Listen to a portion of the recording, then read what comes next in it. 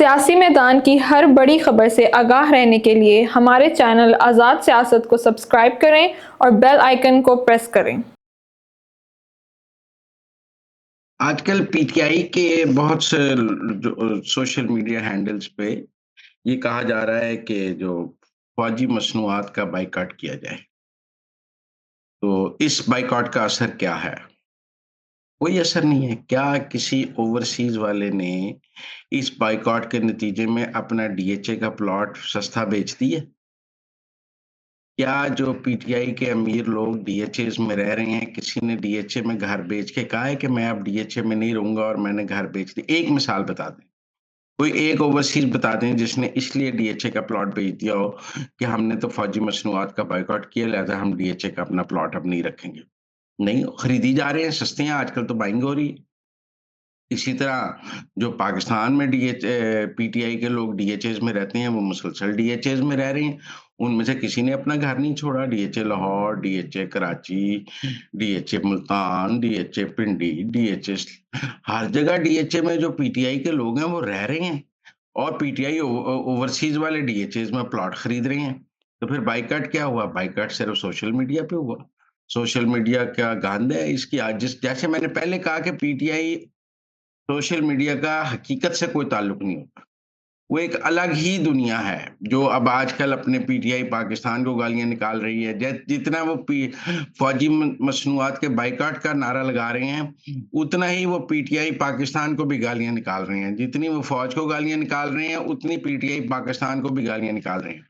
مجھے تو P T I کا سوشل میڈیا دیکھ کر لگتا ہے کہ پی ٹی آئی پاکستان اور فوج دونوں کو وہ برابر ہی برا بلا کہہ رہے ہیں، لہذا دونوں ایک ہی چیز ہیں میرے نزدیک۔ ان کے لیے پی ٹی آئی پاکستان بھی اور فوج بھی ایک ہی چیز ہے، برابر گالیاں نکال رہے ہیں نا دونوں کو۔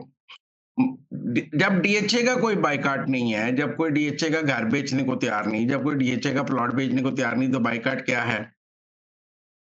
کیا وہ دلیے کا بائیکاٹ کوئی بائیکاٹ ہے؟ وہ تو کوئی بائیکاٹ نہیں ہے، وہ بھی ویسے ہی بک رہے ہیں، کوئی سیل نہیں گری ہے۔ لہذا میرے خیال میں یہ بائیکاٹ مہم جو ہے یہ ناکام ہے، اس کا حقیقت سے کوئی تعلق نہیں ہے، یہ پریکٹیکلی پاسبل بھی نہیں ہے۔ کوئی پی ٹی آئی والے اپنے ڈی ایچ اے کے گھر بیچنے کو تیار نہیں اور دوسری کسی لوکیلٹی میں جا کے رہنے کو تیار نہیں، لہذا مجھے نہیں لگتا کہ یہ مہم آگے جا کے بھی کوئی کامیاب ہوگی۔ یہ ان تمام مہمات کی طرح ہے جو پی ٹی آئی اوورسیز شروع کرتی ہے اور پھر کچھ دنوں بعد ناکام کر کے بند کر دیتی ہے، لیکن جس کا حقیقت سے نہ پہلے کبھی کوئی تعلق تھا نہ اب کوئی تعلق ہے۔ لہذا یہ ایک ناکام مہم ہے جس پر پی ٹی آئی پاکستان اور پی ٹی آئی اوورسیز دونوں ہی عمل نہیں کر رہے ہیں۔ دونوں پوسٹ تو لگاتے ہیں، لیکن شام کو اپنے ریئل اسٹیٹ ایجنٹ کو فون کر کے پلاٹ ڈی ایچ اے کا ہی لینا چاہتے ہیں اور اسی کی قیمت پوچھتے ہیں، اس کے علاوہ ان کا کچھ نہیں ہے۔ قومی حکومت کی بہت بات کی جا رہی ہے کہ جی آگے کوئی ملک میں قومی حکومت بننے جا رہی ہے۔ آپ بتائیں کیا قومی حکومت ہو؟ کیا قومی اس وقت Peoples Party, M Q M, سب پارٹیاں تو اقتدار میں موجود ہیں، دو پارٹیاں اقتدار میں نہیں ہیں، ایک مولانا فضل الرحمان اور ایک پی ٹی آئی۔ کیا ان دونوں کو شامل کر کے کوئی قومی حکومت بنائی جا سکتی ہے؟ مولانا فضل الرحمان کے پی کی حکومت مانگتے ہیں اور بلوچستان کی حکومت مانگتے ہیں، کیا وہ دی جا سکتی ہے؟ اور کیا پی ٹی آئی موجودہ سیٹ اپ کا حصہ بن جائے گی عمران خان؟ مجھے نہیں لگتا کوئی قومی حکومت اس وقت ممکن ہے۔ آپ بتائیں قومی حکومت کا وزیر اعظم کون ہوگا؟ کیا عمران خان بلاول کے نیچے پی ٹی آئی کو بیٹھنے کی اجازت دے سکتے ہیں؟ کیا مسلم لیگ نون بلاول کے نیچے بیٹھ سکتی ہے؟ کیا پی ٹی آئی کے وزیر اعظم کے نیچے مسلم لیگ نون اور پیپلز پارٹی بیٹھ سکتے ہیں؟ کیا مولانا فضل الرحمان کے لیے پی ٹی آئی کے ساتھ شراکت اقتدار ممکن ہے؟ کیا فارمولا ہو سکتا ہے قومی حکومت کا؟ قومی حکومت کی بحث 10 سال سے جاری ہے اور یہ ایک ناکام فارمولا ہے، کیونکہ یہ پولیٹیکلی پاسبل نہیں۔ جو چیز پولیٹیکلی پاسبل نہ ہو وہ گفتگو کی حد تک تو آپ کو اچھی لگتی ہے۔ یہ ایسی گفتگو ہے جیسے کہا جائے کہ ڈی ایچ ایس کا بائیکاٹ کرتے ہیں، عملی طور پہ بزنس وائز ماڈل میں پاسبل نہیں ہے۔ اسی طرح قومی حکومت بھی پاسبل نہیں ہے۔ عمران خان کو موجودہ سسٹم میں آنے کی کوئی جگہ نہیں۔ دیکھیں، ایک تو عمران خان اپنی پارٹی میں سے کسی کو وزیر اعظم نہیں بننے دیں گے اور کسی دوسرے وزیر اعظم کی حمایت نہیں کریں گے، تو پھر باقی کیا رہ گیا؟ 8 ووٹ مولانا فضل الرحمان کی حکومت کی جیب میں، جب دل چاہتا ہے مل جاتے ہیں، جب دل چاہتا ہے نکال دیتے ہیں۔ وہ حکومت میں ہیں بھی اور نہیں بھی ہیں۔ ان کو ملا کر کو قومی حکومت بنانی ہے. مجھے نہیں لگتا ہے قومی حکومت کا کوئی ڈیزائن اس وقت اسٹیبلشمنٹ کی ٹیبل پر بھی موجود ہے. کچھ سیاستدانوں کی گفتگو کے لیے یہ ایک اچھا ٹاپک ضرور ہے، اور وہ ہر سال 2 سال بعد یہ گفتگو شروع کر دیتے ہیں. عمران خان کے دور میں بھی قومی حکومت کی گفتگو تھی، نواز شریف دور میں بھی قومی حکومت کی گفتگو تھی، یوسف رضا گیلانی کے دور میں بھی قومی حکومت کی گفتگو تھی. یہ قومی حکومت کی گفتگو کب نہیں ہوتی، اور یہ حکومت کبھی بھی نہیں بن سکی ہے، کیونکہ پارٹیز نے الیکشن لڑنا ہے. وہ تو اپنی پولیٹیکل ایک حکومت بنا کر کیا کریں گے 2-3 سال کے لیے، بعد میں اکٹھے سب کہیں گے آپ تو قومی حکومت میں تھے، ایک دوسرے کے خلاف الیکشن کیسے لڑا جائے. یہاں پارٹیاں ایک دوسرے کے ساتھ حکومت میں شامل نہیں ہو رہی. پیپلز پارٹی کے ہم نے کل کو ان کے خلاف الیکشن لڑنا ہے تو قومی حکومت میں کیسے شامل ہو جائیں. لہذا مجھے نہیں لگتا یہ قومی حکومت کسی بھی طرح ممکن ہے. یہ گفتگو کے لیے آپ کو جسے کہتے ہیں نا ہم پنجابی میں دل پشوری کے لیے تو ایک اچھا ٹاپک ہے، لیکن پریکٹیکلی پاسبل نہیں ہے کہ آپ سب سیاسی جماعتوں کو ایک حکومت میں جمع کر لیں. یہ جمہوریت کی بھی نفی ہوگی، کیونکہ بہرحال اگر سب سیاسی جماعتیں حکومت میں ہوں گی تو پھر اپوزیشن کیا ہوگی؟ وہ حکومت غلط کام بھی کر رہی ہوگی تو آپ کہیں گے قومی حکومت ہے، اس پر تنقید کون کرے گا؟ پھر سب جو حکومت میں شامل ہو گئے تو پھر تنقید کون کرے گا؟ یہ قومی حکومت تو پھر بنیادی جمہوری فلسفے کی نفی ہو جائے گی نا، کیونکہ اس کی کوئی اپوزیشن ہی نہیں ہوگی.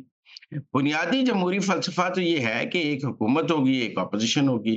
حکومت کے ہر کام پر اپوزیشن تنقید کرے گی، اپوزیشن کے ہر قدم پہ حکومت تنقید کرے گی، اور لوگ دونوں کی بات سن کر سچ اور جھوٹ کا فیصلہ کریں گے جج کے طور پہ کہ حکومت ٹھیک بات کر رہی ہے یا اپوزیشن ٹھیک بات کر رہی ہے. لیکن اگر آپ کوئی ایسی حکومت بنا دیں گے جس کی کوئی اپوزیشن ہی نہیں ہوگی تو پھر وہ کیا ہوگی؟ اپوزیشن تو آمریت کی بھی ہوتی ہے، بادشاہوں کی بھی ہوتی ہے. یہ قومی حکومت کیسے ہو سکتی ہے جس کی کوئی سیاسی جماعت مخالف ہی نہیں ہوگی؟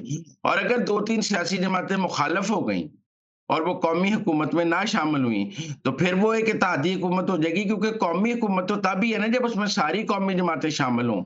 اگر 2-4 سیاسی جماعتیں نہیں شامل ہوں گی تو پھر وہ قومی حکومت تو نہ ہوئی، وہ پھر ایک اتحادی حکومت ہو گئی.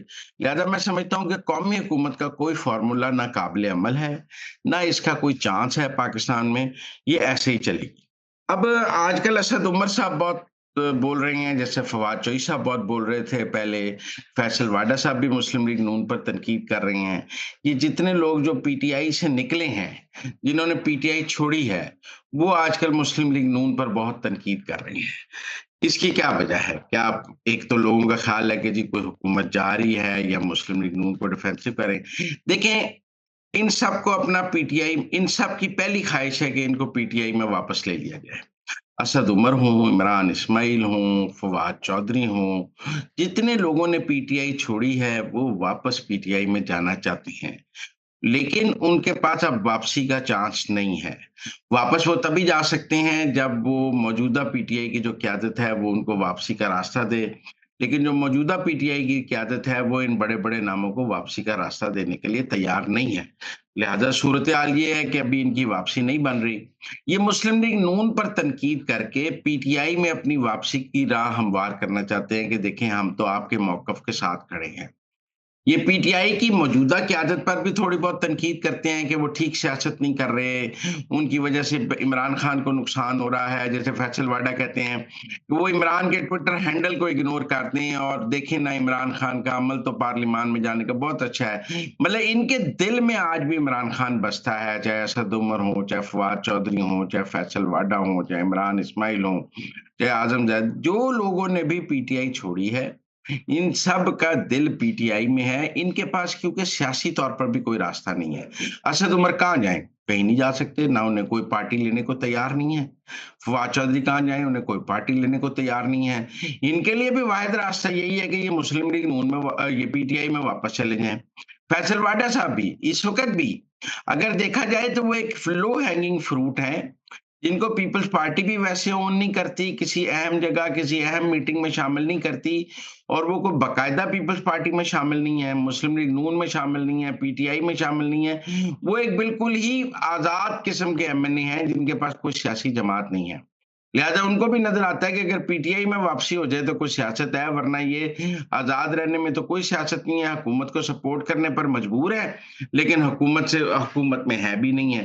لہذا یہ سب لوگ جو ہیں یہ دیکھ کر کے 26 نومبر کی کال میں پی ٹی آئی کی قیادت بہت ڈسکریڈٹ ہو گئی ہے، सब कह रहे हैं कि ये सारी सलमान अकरम राजा और ये सब बड़े नाकाम और नाअहल साबित हुए हैं, लिहाजा इनकी वापसी का कोई चांस बन सकता है। तो ये आजकल बहुत सब मुतहरक हो गए हैं अपनी वापसी के लिए कि अगर इन सबको हटाकर इनको ओहदे दिए जाएँ, तो ये पार्टी बेहतर तौर पर चला लेंगे। इस हवाले से पीटीआई सोशल मीडिया कह भी रहा है कि ये एक साजिश हो रही है, जिसमें उनके ख़्याल में फवाद चौधरी साहब के भाई फैसल भी शामिल हैं, बैरिस्टर अली ज़फ़र भी शामिल हैं, जिनका ये मौक़िफ़ है कि जो मौजूदा क़यादत है पीटीआई की, इनको हटाकर इनकी जगह ये पुराने लोग वापस लाए जाएँ, वो बेहतर तौर पर पार्टी को चला लेंगे। अब पहले भी फवाद चौधरी, असद उमर की वापसी की बात इमरान खान ने रद्द की है, लेकिन अब क्या उनकी अपनी पार्टी की जो लीडरशिप वो लाए थे वो डिस्क्रेडिट हो गई है, उसके बाद इनको चांस मिलेगा या नहीं मिलेगा, ये फैसला तो इमरान खान ने करना है। लेकिन ये सब जो आजकल बहुत मुतहरक नज़र आ रहे हैं, इनका मुतहरक होने का एक ही सबब है कि इनको ये चांस नज़र आ रहा है कि ये किसी तरह इनकी पीटीआई में वापसी मुमकिन है, और ये शायद ये मौका है 26 नवंबर के बाद कि जब इन सबको गद्दार, कॉम्प्रोमाइज़ और ये कि जी कोई स्ट्रैटेजी नहीं थी, नाअहली है, नालायकी है, पार्टी कॉम्प्रोमाइज़ है, तो इनको मिल जाएगा और ये कह रहे हैं कि हम पीटीआई को इस दलदल में से निकाल सकते हैं, हमें मौका दिया जाए तो हम बेहतर सियासत कर सकते हैं। तो देखते हैं इमरान खान इनको मौका देते हैं या नहीं देते, लेकिन ये जो मुस्लिम लीग नून पर आजकल तनकीद कर रहे हैं, ये दरअसल पीटीआई में अपना सीवी देने के लिए उस सीवी में ऐड ऑन कर रहे हैं। शहबाज शरीफ का दौरा है सऊदी अरब, उनकी 5 माह में छठी मुलाकात है मोहम्मद बिन सलमान के साथ। सऊदी इन्वेस्टमेंट भी हमारे लिए बहुत इम्पोर्टेंट है। फिर मोहम्मद बिन सलमान और ट्रंप के ताल्लुकात के बारे में भी पूरी दुनिया को पता है और पाकिस्तान ये देखता है कि आगे ट्रंप एडमिनिस्ट्रेशन से अपने ताल्लुकात बेहतर करने के लिए मोहम्मद बिन सलमान को के ज़रिए रास्ता बनाया जा सकता है, और पाकिस्तान की एस्टेब्लिशमेंट और पाकिस्तान की हुकूमत इस पर काम भी कर रही है। इसी वजह से जब बुशरा बीबी ने सऊदी अरब पर तनकीद की, मोहम्मद बिन सलमान पर तनकीद की, तो पीटीआई ओवरसीज़ सारी उन पर के खिलाफ ऐसे बोल पड़ी जैसे कि बड़ा नुकसान हो गया मोहम्मद बिन सलमान के खिलाफ बोलने का, क्योंकि उनको पता है कि मोहम्मद बिन सलमान के खिलाफ बोलने का मतलब है ट्रंप के खिलाफ बोलना, और फिर एमबीएस अगर पीटीआई के खिलाफ स्टैंड लेंगे तो ट्रंप भी न्यूट्रलाइज हो जाएंगे। तो इसलिए उन सबको जो पीटीआई अमेरिका में बैठी है, उनको बुशरा बीबी की तकरीर एक गद्दारी लगी मोहम्मद बिन सलमान के खिलाफ। लेकिन बहरहाल पाकिस्तान और मोहम्मद बिन सलमान के आजकल बेहतरीन ताल्लुकात हैं। सऊदी इन्वेस्टमेंट आहिस्ता-आहिस्ता मैच्योर हो रही है, तेज़ी से मैच्योर नहीं, आहिस्ता-आहिस्ता मैच्योर हो रही है, क्योंकि ये बी टू बी है, जी टू जी नहीं है। तो बी टू बी में 2 बिज़नेस ऑर्गेनाइज़ेशंस ने आपस में जॉइंट वेंचर्स बनाने होते हैं, वो बन रहे हैं, लेकिन अगले साल 2 साल में एक अच्छी बड़ी इन्वेस्टमेंट हमें सऊदी अरब से बी टू बी की बुनियाद पर मैच्योर होती नज़र आती है। बहरहाल सऊदी अरब और पाकिस्तान के अच्छे ताल्लुकात जो हैं, उसके आलमी सियासत पर भी असर होता है।